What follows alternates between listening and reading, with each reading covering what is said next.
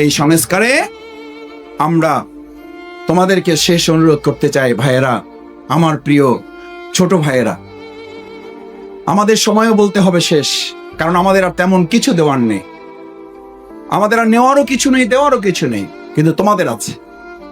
আমার এখন ইচ্ছা করে এই সুন্দর নতুন স্বাধীন বাংলাদেশে আবার তোমাদের বয়সে যদি ফিরে যেতে পারতাম, আবার যদি স্কুলে যেতে পারতাম, আবার যদি কলেজে যেতে পারতাম, তাহলে স্কুল কলেজগুলোতে হাত তুলে তুলে সাধারণ ছাত্রদেরকে একত্রিত করে বলতে পারতাম, এসো হে তরুণ মুক্তির মোহনায়, এসো হে তরুণ।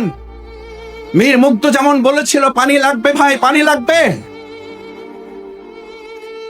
আমরা স্কুলের আঙিনা, বিশ্ববিদ্যালয়ের চত্বরগুলোতে, হলের ব্লকগুলোতে গিয়ে বলতে পারতাম, সৎ মানুষ লাগবে ভাই, সৎ মানুষ লাগবে।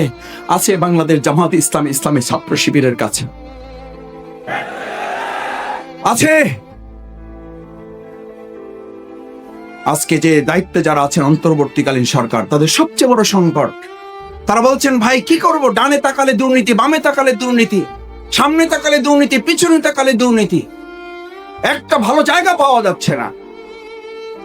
সুতরাং আপনারা আপনাদেরকে সহযোগিতা করেন। এই সহযোগিতার সবচেয়ে বড় দেয়াল হিসাবে বাংলাদেশ ইসলামী ছাত্র শিবির এখন থেকে মীর মুগ্ধর সে পানি লাগবে ভাই, পানি লাগবে অন্তর প্রশান্তি করেছিল। আর তোমরা আজকে ওয়াদাবদ্ধ হও, এখান থেকে অঙ্গীকার করো, বাংলাদেশে ওই সময় পানির সংকট ছিল, পানি দিয়ে আমাদের আন্দোলনকামী মানুষের অন্তর প্রশান্তি করা হয়েছে। আর আজকে বাংলাদেশের সবচেয়ে বড় সংকট সৎ এবং যোগ্য দক্ষ মানুষের। তোমরা স্লোগান নিয়ে রাস্তায় বেরিয়ে পড়ো, সৎ মানুষ লাগবে ভাই, সৎ মানুষ।